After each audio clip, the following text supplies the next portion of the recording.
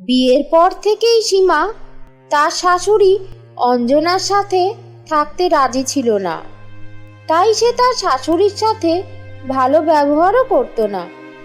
সে প্রতিদিনই নানা রকম অজুহাত দিয়ে তার শাশুড়িকে দিয়ে সব কাজ করিয়ে নেয়। আর সহজ সরল অঞ্জনা সীমার চালাকি কিছুই বুঝতে না পেরে সীমার কথা মেনে চলত। একদিন সীমা তার শাশুড়িকে বলল, মা, আমার মাথাটা খুব ধরেছে। তার সাথে কি ঘাড়ে ব্যথা, কি ঘাড়ে ব্যথা। বাবা গো বাবা, আজ আমি ঘরের কোনো কাজই করতে পারবো না। আপনি ঘরের কাজের সাথে সাথে আমার ঘাড় মাথা একটু টিপে দিন তো। ঠিক আছে বৌমা, আমি তোমার মাথায় বাম লাগিয়ে দিয়ে আগে কিছু রান্না করে নিই। তা না হলে অশোককে সময় মতো খেতে দিতে পারবো না। রান্না বান্না সেরে আমি তোমার ঘরে এসে তখন তোমার মাথা টিপে দেব। তারপর না হয় সংসারের বাকি কাজগুলো টুকটুক করে করে নেব। আচ্ছা, আমি বামটা লাগিয়ে নিচ্ছি। আপনি তাড়াতাড়ি করে রান্না করতে যান। গতকাল আপনি নড়ে নড়ে কাজ করে আপনার ছেলের লাঞ্চ বক্সটা টাইমে প্যাক করে দিতে পারেননি। তাই জন্য ও আমাকে অনেক কথা শুনিয়েছে। যান যান, তাড়াতাড়ি হাত নেড়ে কাজ করুন। হ্যাঁ হ্যাঁ বৌমা, আজ সব হয়ে যাবে। গতকাল আসলে আমি ভেবেছিলাম তুমি রান্না করবে, তাই ঘরদোর পরিষ্কার করে জামা কাপড়গুলো কাচতে গিয়েছিলাম। আর ভগবানের দয়ায় তোমার শরীরটাও কাল ভালো ছিল, তাই আমি ভেবেছিলাম তুমিই রান্না বান্না করবে। ওফ মা, গতকাল আপনাকে বলেছিলাম না আমার বাপের বাড়ির জন্য মন কেমন করছে, তাই কোনো কাজ করতে পারবো না। মনে নেই আপনার? আর মা, আপনি না বড় বক বক করেন। যান যান, তাড়াতাড়ি কাজ করতে যান তো।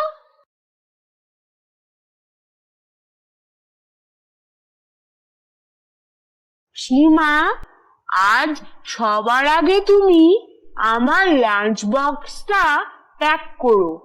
গতকাল ক্যান্টিনের খাবার খেয়ে আমার লুজ মোশন হয়ে গিয়েছে। রান্নাঘরে যাও, ওখানে তোমার মা আছেন। ওনাকেই বলো তোমার লাঞ্চ বক্সটা প্যাক করে দিতে। কেন, তুমি দেবে না? গতকাল তো তোমায় তোমার বাপের বাড়ি থেকে ঘুরিয়ে আনলাম। এখনো কি তোমার মুড অফ? না না, আমার মাথাটা খুব ধরেছে গো, তার সাথে ঘাড়েও খুব ব্যথা। ওকে ওকে, তুমি রেস্ট নাও, আমি কিচেনে যাচ্ছি।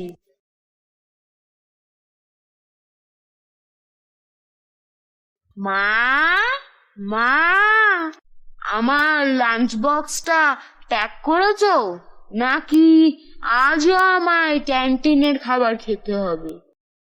না না বাবা, এই তো আমার সব হয়ে এসেছে। তুই সকালে জলখাবারটা খেতে শুরু কর, ততক্ষণে আমি তোর খাবার টিফিন বক্সে ভরে দিচ্ছি। থ্যাংক ইউ মা। এরপর অশোক ব্রেকফাস্ট শেষ করে লাঞ্চ বক্স নিয়ে অফিসে চলে যায়। আর অঞ্জনা সীমার ঘাড় মাথা টিপে দেবার পর ঘরের কাজ করতে লাগে। এই সময় অঞ্জনার মেয়ে রূপালী তার বাপের বাড়িতে বেড়াতে আসে। সে তার মাকে কাজ করতে দেখে বলে, মা, তুমি সংসারের কাজ করছো কেন? বৌদি কি পটের বিবি সেজে বসে আছে? আস্তে কথা বল রূপালী, তোর বৌদির খুব ঘাড়ে মাথায় ব্যথা হয়েছে। ওর ঘাড় মাথা টিপে দিতে এই সবে দু চোখের পাতা এক করেছে। তোর চেঁচামেচিতে ওর ঘুম ভেঙে যাবে। মা, তুমি না খুব সরল, তাই তোমাকে সবাই ইউজ করে। পাশের বাড়ির কাকিমা বলছিল তোমাকেই নাকি রোজ রোজ বাড়ির সব কাজ করতে হয়। না না, ছাড় তো ওদের কথা। তিলকে তাল করে বলাই ওদের স্বভাব। পরের বাড়ি নিয়ে গাল গল্প করতে পারলেই ওদের শান্তি। ওদের কথা শুনে তুই বৌমাকে ভুল ভাবিস না। আচ্ছা বল তো, জামাই বাবা জীবন তোর সাথে এলো না কেন? আর তোর শ্বশুরবাড়ির সবাই ভালো আছে তো? হ্যাঁ, সবাই ভালো আছে। আসলে কাকিমার কথা শুনে এত খারাপ লাগলো, আমি তাই একাই চলে এসেছি। এ কি রে, শ্বশুরবাড়িতে না জানিয়েই চলে এসেছিস? না মা, আমি বাড়িতে সবাইকে বলেই এসেছি। তোমার জামাই তো সবসময় ছুটি পায় না, তাই ওর অপেক্ষা না করেই চলে এলাম। তবে ও বলেছে ও আমাকে নিতে আসবে। তা মা, বেশ করেছিস। কিন্তু তোর শ্বশুর বাড়িতে বৌমার নামে কিছু খারাপ বলিসনি তো? না, আপাতত বলিনি। আসার সময় বলে এসেছি বৌদিকে নিয়ে মায়ের কেমন দিন কাটছে সেটাই দেখতে যাচ্ছি। ও দিদি ভাই, তুমি এসেছো? তা সপরিবারে এসেছো না একা একা এসেছো? আমি একাই এসেছি গো। তা তোমার শরীর কেমন আছে? শরীরের কথা আর কি বলবো দিদি ভাই, বাপের বাড়িতে কত আদরে ছিলাম, আর এখানে এসে কত কাজ করতে হয়। তার উপর তোমার দাদা রাতের বেলা ঘুমোতে দেয় না, তাই জন্যই মাঝে মধ্যে শরীর খারাপ হয়ে যায়। আর তখন মাকেই সব সংসারের কাজকর্ম করতে হয়। আমার এত খারাপ লাগে না, কি বলবো। ও বুঝেছি, বিয়ের প্রথম প্রথম তো অ্যাডজাস্ট করতে অসুবিধা হয়, আস্তে আস্তে সব ঠিক হয়ে যাবে। দিদি ভাই, শরবত খাবে তো? একটু করে এনে দিই? না না, তোমায় আর কষ্ট করে শরবত করতে হবে না, তুমি রেস্ট নাও। তাই বললে চলে? তুমি কত কষ্ট করে এই গরমে এসেছো বলো তো? না মা, তুমি ঠিকই বলেছ, বৌদি খুব ভালো, আমার আর কোনো চিন্তা রইল না। আমি বরং তোমার জামাইকে ফোন করে বলি আজ বিকালে এসে আমায় যেন নিয়ে যায়। না দিদি ভাই, আজ এসে আজই চলে গেলে হয় নাকি? তবে দাদা বাবুর যদি তোমাকে ছেড়ে থাকতে কষ্ট হয় তাহলে আমি কোনো আপত্তি করব না। না না, ওরকম কোনো ব্যাপার নয়। ঠিক আছে, আমি আর যাব না, আগামীকাল যাব। পরের দিন স্বপ্না তার ননদকে দেখিয়ে সংসারের সব কাজ নিজে হাতে করে। তারপর রূপালী তার শ্বশুরবাড়ি চলে গেলে স্বপ্না তার শাশুড়িকে বলে, মা, আপনার মেয়ে কি হ্যাংলা কি হ্যাংলা। একবার বলেছি কি বলিনি থাকার জন্য, অমনি রাজি হয়ে গেল আর থেকেও গেল। বাবা, ওহ, লোক দেখানোর জন্য আমাকে কত ফালতু ফালতু কাজ করতে হলো। মা শুনুন, যা হয়ে গেছে তা গেছে। এবার থেকে আর একদিনও যেন আপনার নেকি মেয়ে এখানে না এসে থাকে। যদি থাকে তাহলে আমি সব সত্যি কথা বলে দেব যে আমি একদিনও কোনো ঘরের কাজকর্ম করি না। রোজ রোজ আপনাকেই সব করতে হয়। তখন দেখবেন আপনার নেকি মেয়ে আপনাকে নিয়েই চিন্তা করবে আর নিজের স্বামী সংসার ছেড়ে এখানেই পড়ে থাকবে। তখন আপনিই হবেন আপনার মেয়ের সংসার ভাঙার জন্য দায়ী।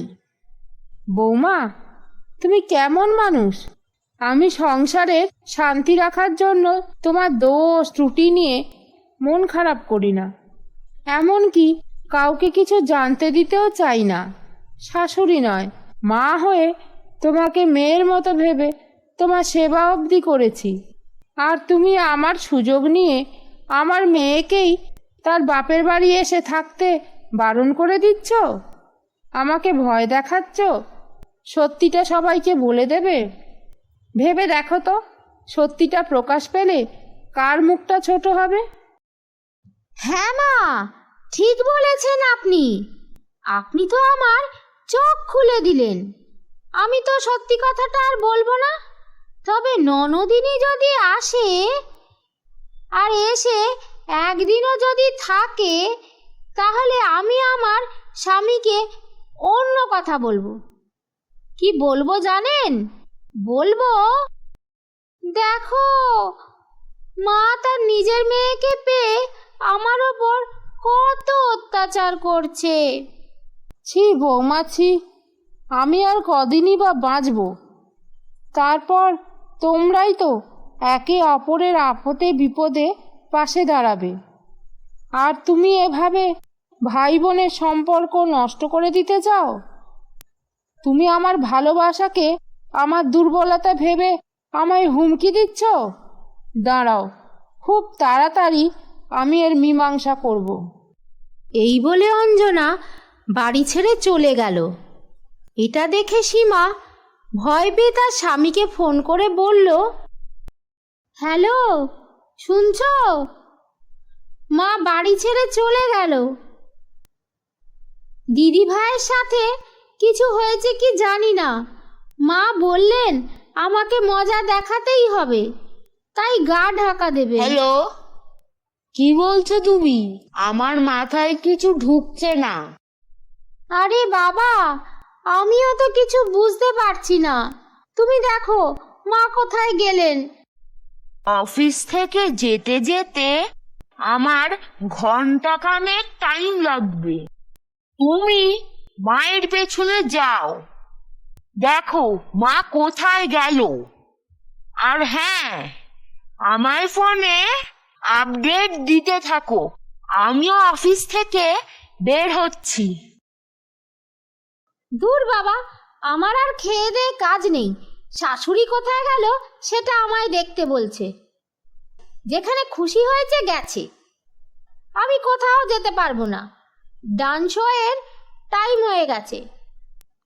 আমি তো বাবা শোটা দেখব, পরে কিছু বলে একটা ম্যানেজ করে দেব।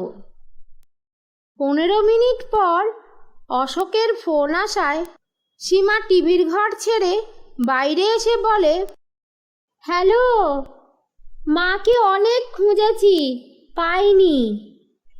আর আমি তো এখানকার রাস্তাঘাট তেমন কিছু চিনি না, তাই বেশি দূর যাওয়ার সাহস পাইনি। এই তো আমি এই সবে বাড়ির সামনে এসেছি, বাড়িতে এখনো ঢুকিনি। আচ্ছা, তুমি ফোনটা রাখো, দেখি আমি কি করতে পারি। এর ঘন্টাখানেক পর অশোক আর রূপালী দুজনে বাড়ি ফিরল। তখন সীমা কাঁদতে কাঁদতে বলল, দিদি ভাই, তুমি যাবার সময় মাকে কি বললে? মা বাড়ি ছেড়ে চলে গেল। আমি কত করে বারণ করলাম, মা কিচ্ছু শুনলেন না।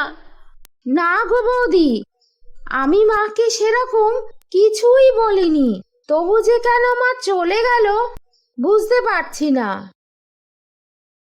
আমি বাড়ি ছেড়ে কোথায় যাব? আমি তো কোথাও যাইনি। আমি তো পুষ্পাদের চায়ের দোকানে গিয়ে গল্প করছিলাম। তোদের হন্তদন্ত হয়ে আসতে দেখে আমিও এলাম, সঙ্গে পুষ্পাও এলো। সীমা, পুষ্পা কাকির চায়ের দোকান তো আমাদের বাড়ির অপোজিটে। মেন গেটটা খোলা থাকলে ঘর থেকে বসেই ওদের দোকানে কে এলো কে গেল দেখা যায়। তুমি মাকে কি করে খুঁজতে গেলে? মাকে দেখতেই পেলে না, অথচ তুমি তোমার ঘরে বসেই মাকে দেখতে পেতে। বৌমা অঞ্জনাকে খুঁজতে বেরিয়েছিল? কি বলছিল রে অশোক? ও তো বাড়ির বাইরে পা অব্দি দেয়নি। ফালতু কথা বলবেন না তো আপনি। আমি তো মায়ের পিছু পিছু যাইনি। আগে আমি ওকে ফোন করেছি, তারপর মাকে খুঁজতে গেছি। হ্যাঁ, অতটা লক্ষ্য করিনি মা আপনার দোকানে আছে। তাই বলে বলবেন না আমি মাকে খুঁজতে যাইনি।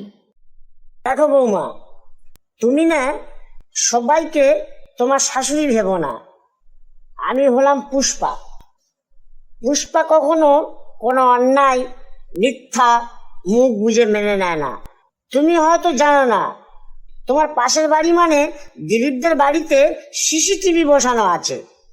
আর ওটা এমনভাবে বসানো আছে যাতে তোমাদের বাড়ি, দিলীপদের বাড়ি আর তার পাশের বাড়ি ভবেশদের বাড়িতে কেউ যদি যাতায়াত করে বা সামনে রাস্তা দিয়ে যারা চলাচল করে তাদের সবার ছবি রেকর্ড হয়। আমি ওটা ওদের থেকে চেয়ে এনে সবাইকে প্রমাণ করে দেব তুমি বাড়ি থেকে বেরিয়েছিলে কিনা। হ্যাঁ, সিসিটিভি ফুটেজ দেখে জানা যাবে বৌদি বাড়ি থেকে বেরিয়েছিল কিনা। কিন্তু তাতে কি আসে যায়? তুমিও না কাকিমা সবেতেই বাড়াবাড়ি করো। কিন্তু সীমা, তুমি মিথ্যে কথা বললে কেন? কারণটা আমি বলছি। বৌমা না মাঝে মধ্যে উল্টো পাল্টা কথা বলে। যেমন বলছিল রূপালী এবার যখন আসবে তখন রূপালীকে বৌমা বলবে বৌমা নাকি সংসারের কোনো কাজকর্ম করে না আর সব কাজ আমাকে দিয়ে করায়। আবার অশোককে বলবে আমরা মা মেয়ে ওর ওপর অত্যাচার করি। তাই আমি ভাবলাম বৌমাকে বোধহয় ভূতে ধরেছে। তাই তো আমি পুষ্পার কাছে গিয়েছিলাম ওঝার খোঁজ করতে। তারপর এটা সেটা কথা বলতে বলতে দেরি হয়ে গেল। আরে এসব কোনো ভূতের ব্যাপার নয়। কিছু মানুষ হয় না উল্টো পাল্টা কথা বানিয়ে বানিয়ে সংসার ভেঙে দেয়। বৌমা হলো ওরকম।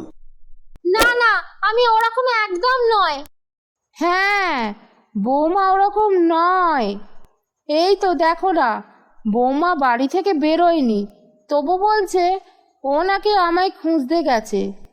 তাহলে নিশ্চয়ই ওকে ভূতে ধরেছে, তবেই তো উল্টোপাল্টা কথা ভাবছে বা বলছে। আবার দেখো না, গতকাল ওর কত ঘাড় মাথা ব্যথা করছিল, অথচ আজ একা হাতে সব কাজ করলো। আচ্ছা অশোক, তুই বল, এর আগে তুই কখনো শুনেছিস বৌমা একা হাতে সব কাজ করেছে? না না, তবে আমি ভূত বিশ্বাস করি না। আমি ওকে ডাক্তারের কাছে নিয়ে যাব, মেন্টাল ডাক্তারের কাছে। না না, আমি পাগল নই। ছোটবেলা থেকে লোকেদের পেছনে লাগতে আমার একটু ভালো লাগে, তাই আর কি। তবে এ ভুল আর আমার কখনো হবে না। এবারের মতন আমায় মাফ করে দাও। বৌমা, দেখলে তো, ভালোবাসা মানুষের দুর্বলতা নয়। আর কখনো কাউকে দিয়ে কিছু করাবার জন্য তাকে ভয় দেখাতে যাবে না।